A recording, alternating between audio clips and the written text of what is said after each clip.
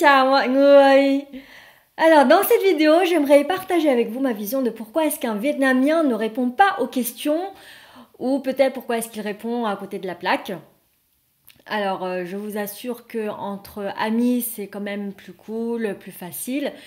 Mais sinon, voilà, il y a toujours en fait cet aspect de respect, d'avoir peur de vexer l'autre ou aussi de perdre la face. Hein. Beaucoup en fait dans la culture vietnamienne, ces choses-là reviennent à chaque fois. Mais là, du coup, je vais parler un petit peu plus en détail, vous expliquer un peu plus en détail et développer. Alors, vous posez une question à un Vietnamien ou une Vietnamienne. Bon, là, pour l'instant, pour faire simple, je dirais un Vietnamien, ok? C'est pas une distinction de genre hein, que je fais. Donc, si vous posez une question à la personne en face ne dit rien, donc le Vietnamien ne dit rien, il sourit et ne répond pas à votre question. Eh bien, peut-être que déjà, la personne n'a pas trop compris ce que vous avez dit. Et surtout, en fait, si vous êtes un étranger, il y a forte chance qu'elle n'a pas compris forcément votre question. Mais ça pourrait être aussi c'est parce qu'elle ne sait pas quoi répondre ou elle se sent mal à l'aise de répondre. Donc je vous invite pour cela aussi à regarder ma vidéo sur les 50 nuances de rire ou de sourire chez un Vietnamien. Et puis parfois aussi, la personne, si elle n'a pas envie de répondre, elle va passer à autre chose en posant une autre question, en parlant d'autre chose. Bon. Bien sûr, encore une fois, tout dépend du contexte et la relation que vous avez avec la personne. Si finalement c'est le cas où la personne n'a pas bien entendu ou compris ce que vous avez dit, d'ailleurs, je pense que ça se voit chez une personne en général, pas qu'un Vietnamien, si la personne ne comprend pas, vous voyez, ses yeux ils sont un peu vides, vaseux. Donc, ça se voit sur sa tête quelque part, hein, et dans ce cas-là, vous pouvez doucement, avec un grand sourire aussi, reposer la question plus lentement ou autrement. Et puis, quelque part, hein, l'énergie et le non-verbal que vous renvoyez, c'est pour lui dire « Ok, c'est ok, ne vous inquiétez pas, vous êtes en sécurité, ce n'est pas mal de ne pas avoir compris ou ne pas avoir entendu. » Donc, en gros, quelque chose de cool, quoi. Ok ? Il est important aussi chez un Vietnamien de ne pas perdre la face. Donc, dire qu'on ne comprend pas ou qu'on ne sait pas n'est pas très très valorisé au Vietnam. Donc parfois même si on ne sait pas, on préfère dire peut-être n'importe quoi pour faire genre, plutôt que de dire je ne sais pas, et c'est un peu comme un aveu pour dire je suis bête quoi. Et donc c'est pas du tout dans l'image de la réussite sociale.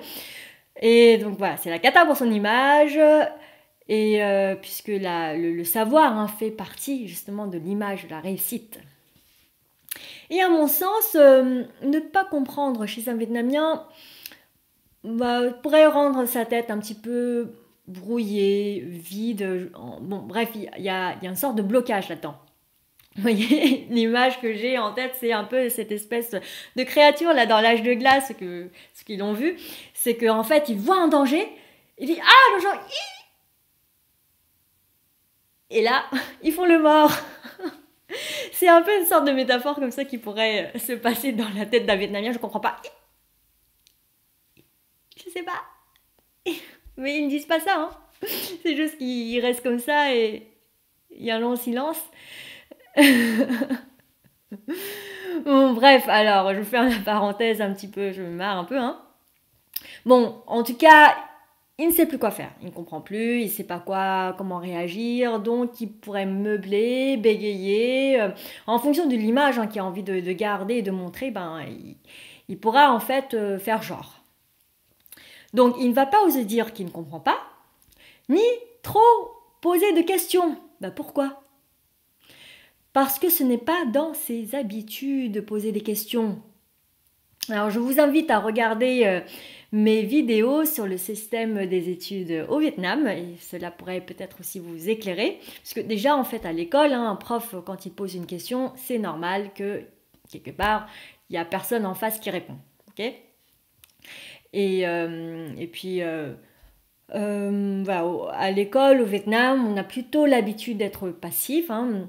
Ne pas répondre, ne pas poser des questions, ne pas trop réfléchir, ni remettre en question les choses, ni commenter, etc. On n'a pas trop l'habitude de s'exprimer. Donc en gros, on te dit quoi faire et tu fais exactement ce qu'on te demande de faire. Et quand tu ne comprends pas, tant pis, on laisse comme ça, ou bien en fait on va aller poser la question aux copains plus tard. Mais on ne cherche pas trop forcément à comprendre, et surtout ne pose pas de questions au prof. Pas de questions, pas de commentaires, ok? Voilà, donc finalement, quelque part, ne pas répondre aux questions indirectement, c'est parce qu'on respecte aussi la personne et on n'a pas envie de la vexer. Parce qu'on risque en fait, par le fait de poser une question, la rendre mal à l'aise si elle ne sait pas trop quoi répondre. Ou, vous voyez, voilà, donc au risque de faire quelque chose de mal, mieux vaut ne rien faire.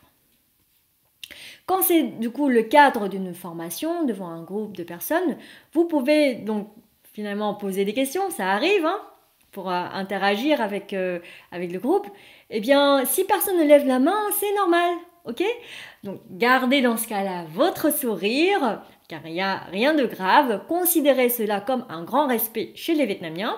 Et puis, ayez en tête aussi que vous êtes en train d'enseigner, vous êtes en train de faire une présentation devant le groupe, donc vous avez la légitimité et vous représentez aussi une sorte d'autorité. Alors vous pouvez ensuite désigner quelqu'un dans le groupe pour demander de répondre à votre question ou simplement poser la question de son avis. Toujours bien sûr avec un sourire, aimablement.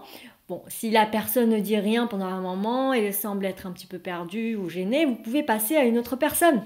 Donc, repérez également dans le groupe les personnes qui ont l'air plutôt à l'aise, donc c'est-à-dire les gens qui ne sont pas en train de baisser la tête en espérant « Non, j'espère qu'il ne va pas me désigner, j'espère qu'il ne va pas me désigner. » Donc, regardez les personnes qui ont plutôt la tête haute et interrogez-les, ok ? Dans la vie quotidienne et surtout aussi dans le professionnel, si un étranger, une personne d'un rang hiérarchique supérieur, là on va parler de hors de la famille, hein, si ces personnes-là posent une question et que un Vietnamien ne sait pas ce qu'il faut répondre exactement selon vos attentes, donc souvent il va se sentir gêné. Il va répondre simplement za za ou oui oui, voilà. Mais il ne va pas répondre vraiment à la question. Peut-être même pour ne pas perdre la face, hein, au lieu de ne pas de dire je ne sais pas, je ne comprends pas. Il pourrait faire comme s'il comprend ou il sait, et puis il va dire n'importe quoi.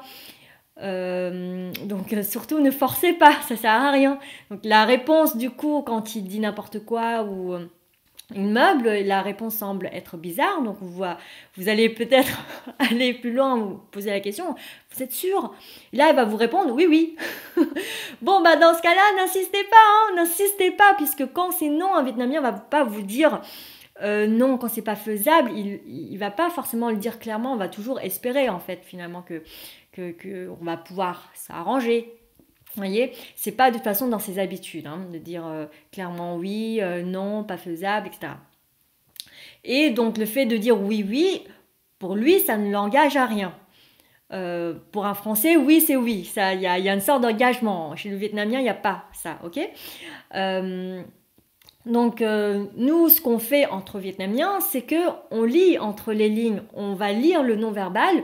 Quand on sent que la personne répond comme ça, mais on sait qu'en fait en dessous, elle a envie de dire non ou elle est gênée, on va pas insister, on va passer à autre chose et on va faire autrement. On va pas compter en fait sur cette personne-là et on va aller chercher ailleurs, quoi.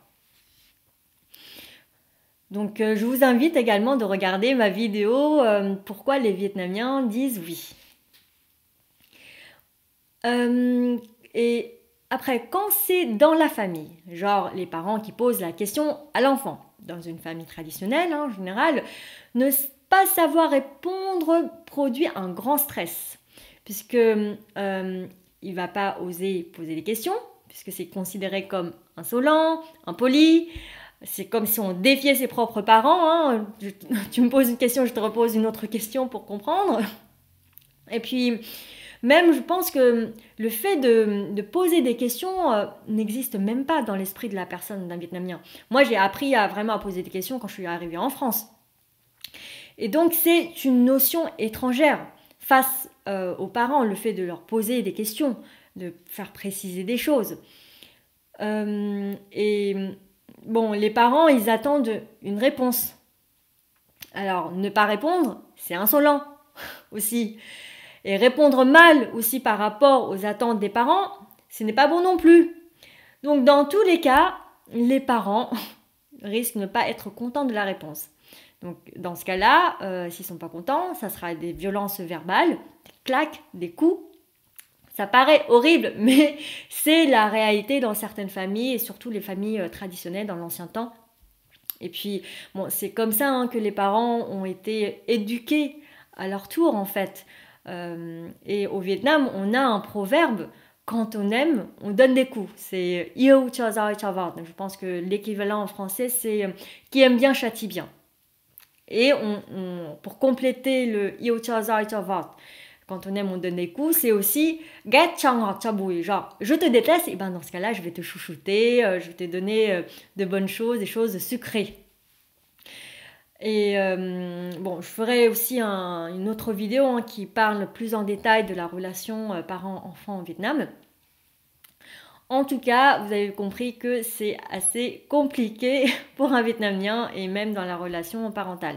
Et tout ça, c'est bien ancré dans sa culture.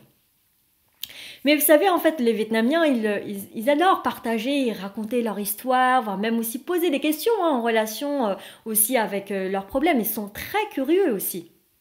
Mais pour qu'ils s'expriment comme ça, c'est qu'ils se sentent à l'aise. Donc c'est une condition importante.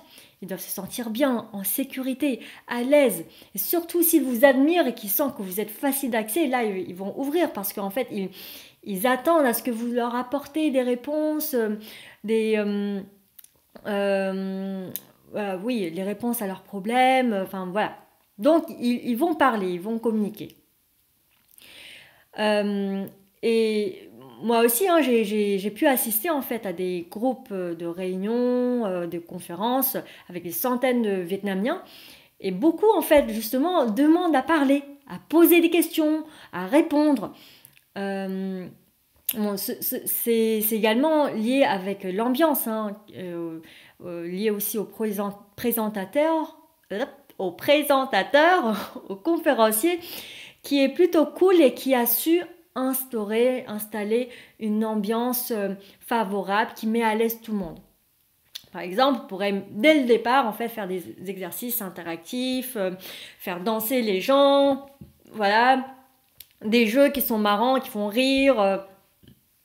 Et on pose aussi souvent des questions qui peuvent être facilement répondues par oui ou par non, et surtout quand vous arrivez aussi à faire rire en fait les Vietnamiens, pour de vrai, pas le rire, genre je sais pas trop quoi répondre, et bien là, ça y est, vous avez déjà le Vietnamien dans la poche et c'est beaucoup plus facile de communiquer avec.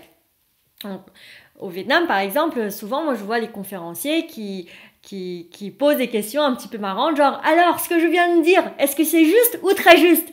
Ouais, ceux qui pensent que c'est très juste, levez la main. Et donc là, tout le monde lève la main. Donc voilà, vous maintenez l'interaction avec le Vietnamien et il aime bien se marrer. Et puis voilà. Donc en conclusion, vous ne vexez pas lorsque un Vietnamien ne répond pas à votre question. Mettez la personne à l'aise, hein. Qu'elle se sente en sécurité et qu'elle pourrait en fait finalement simplement dire qu'elle ne comprend pas, mais elle a besoin de savoir que c'est ok de le dire, parce que même elle n'a pas conscience de tout ça, qu'elle ait aussi conscience qu'elle peut poser des questions. D'accord ? Le Vietnamien n'est pas conscient de sa réaction réellement comme ça, et ni conscience de votre réaction, enfin, elle ne comprend pas comment est-ce que vous pourrez interpréter ces réactions. il va pas comprendre, mais pourquoi est-ce que c'est bizarre pour vous, ça pourrait vous énerver, parce qu'il se trouve tellement normal. C'est plutôt vous qui êtes anormal pour lui, puisqu'il ne comprend pas cette différence culturelle, ces manières. Et maintenant que vous avez conscience de cela, à vous aussi d'installer cette ambiance de sécurité et mettre à l'aise la personne. Déjà, la base, c'est le sourire, ok? Faites des blagues, puis en plus, comme vous êtes un étranger, le vietnamien va être moins regardant sur la méconnaissance de la culture vietnamienne. Et prenez conscience aussi que parfois, en fait, peut-être que la manière dont vous posez la question pourrait faire ressentir une sorte de pression qui fait que la personne a peur de vous répondre. Ça ne donne pas envie, en tout cas, de vous répondre. C'est ce que j'ai pu observer un peu chez les Français, qui pourraient être considérés pour moi un peu comme trop sérieux ou trop froid. En tout cas, c'était mon ressenti, surtout quand je suis arrivée en France et quand je suis rentrée au Vietnam. Et de temps en temps, je voyais un peu la réaction des Français. Et donc le Français, souvent, il va dire « Alors, c'est oui ou c'est non? J'ai besoin d'une réponse claire. » Ouh! Alors souvenez-vous, ce n'est pas le contenu qui compte, c'est aussi le non-verbal, le ton, l'expression, l'énergie avec laquelle vous envoyez le contenu. Donc si à l'intérieur, ça vous agace déjà, alors ça va se ressentir quand vous allez vous exprimer, même si vous forcez d'être agréable, d'être aimable. Imaginez, alors, c'est oui ou c'est non? J'ai besoin d'une réponse claire. Bon, j'exagère un peu, hein. C'est pour rigoler. Hein. Donc voilà, simplement, vous pouvez dire alors, est-ce que c'est un oui, c'est un non, c'est un oui, oui, oui, non, non, non, non. Bon, bref, ne prenez pas compte à ce que je viens de dire, hein. Je m'amuse un petit peu.